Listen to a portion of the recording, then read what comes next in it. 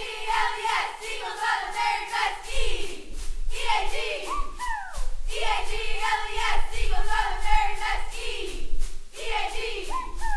EAG-LES, Eagles are the very best team. EAG. EAG-LES, Eagles are the very best team.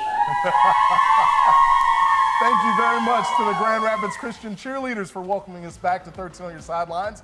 Coming into this week, there were 3 undefeated teams left in the OK Red: Rockford, Caledonia, and Hudsonville. Tonight, the Eagles were trying to make sure they keep that goose egg in their loss column. It was Military Appreciation Night in Salad City, USA, as Hudsonville hosts East Kentwood. Third quarter, Ian Munoz lines up for the field goal, and the kick is true from 24 yards out.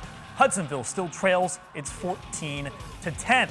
Later on, Casey Joppi sends it. And check out Shamar White, who hauls down the terrific grab. First down, EK, but that drive would not result in any points for the Falcons. Late in the fourth quarter, East Kentwood is out to punt after the Eagles burn all of their timeouts, but it's blocked. Trenton Neighbor is the one who gets his hands on it. Hudsonville gets the ball back on the 30-yard line with 1:33 left. Then with 1:17 left, Griffin Baker throws it up to Carson Dykstra in the corner of the end zone, and he's got it. Touchdown Eagles. The last-minute TD puts the Eagles up for the first time in the half. It's 17-14. East Kentwood gets the ball into Hudsonville territory, but the Falcons face fourth down, and the pass falls incomplete. Hudsonville comes back to bring home the 17-14 dub. Well, Mona Shores and Reeths-Puffer have a long-standing rivalry, and it's been pretty evenly matched as long as you don't count the last decade. Matt Gard was there for the 49th meeting between the Sailors and the Rockets. Guys, Mona Shores has won 8 of the last 9 games between these two rivals, and they were looking to extinguish the hot start that Reeths-Puffer has had this season. They were up 14-13 in the third, facing 2nd and 23. Jonathan Pittman finds Micah Carafell in the Rocket territory for a nice reception. Pittman would score later on that drive, 21-3.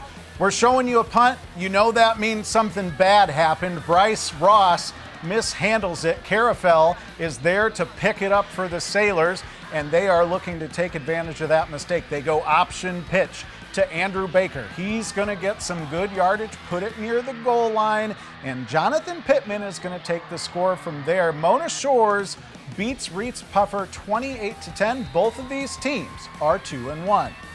Whitehall is coming off a 55-0 road dub last week at Tecumseh, and tonight they were hoping to keep it going against Hastings. First quarter, no score. Here's a connection we're familiar with. Kyle Stratton to Trannon Ayler, 31 yards, 7-zip Vikings. Later in the first, Air Stratton takes off again. Look at him. That's a good ball. He finds Camden Thompson this time for a 29-yard pitch and catch. 14-zip Whitehall. But our guy Kyle Stratton is no one-trick pony. He does some fancy footwork here. He moved the ball forward 27 yards, but probably ran 75 yards just on this play alone. He gets deep into Saxon territory, and that is going to set up Ryan Goodrich on the very next play. Whitehall wins 56-28, and the Vikings remain perfect going into the battle for the bell at Montague next week. 13 on Your Sidelines MVP of the Week, sponsored by Rant Insurance.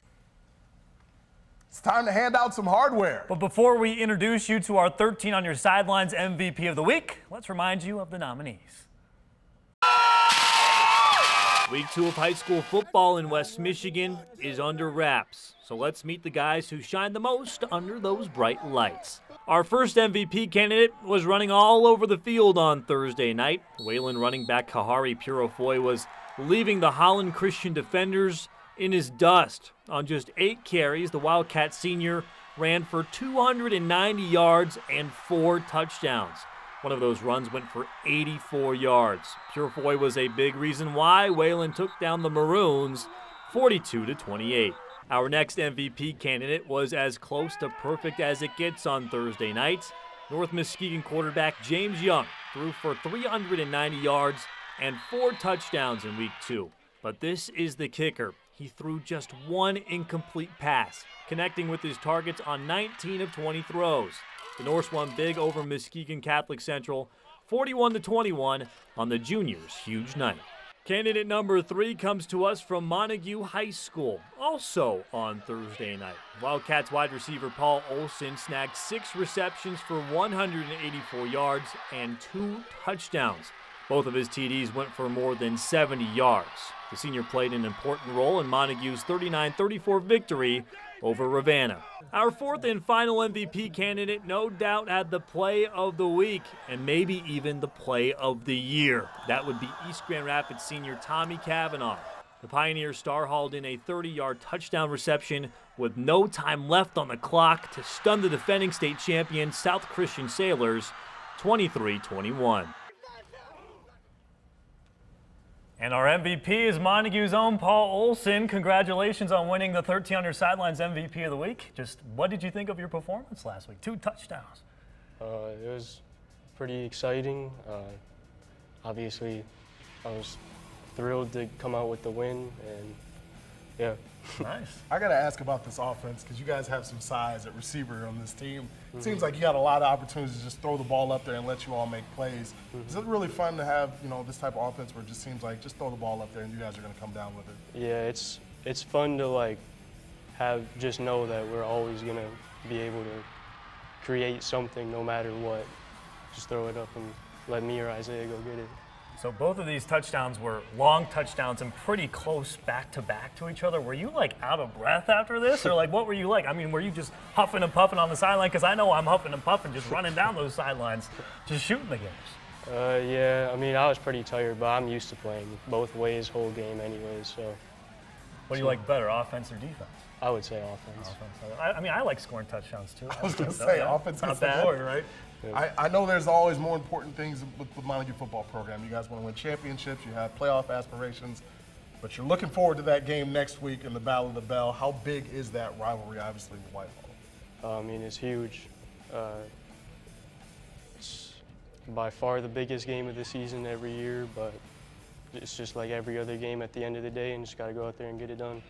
Awesome. Actually, go ahead and introduce us to some of the teammates you brought with you, actually. This is our senior center, Joe Winkleman. This is our quarterback, Mason Dark. Slot receiver, River Jarka, and our running back, Adam Baird.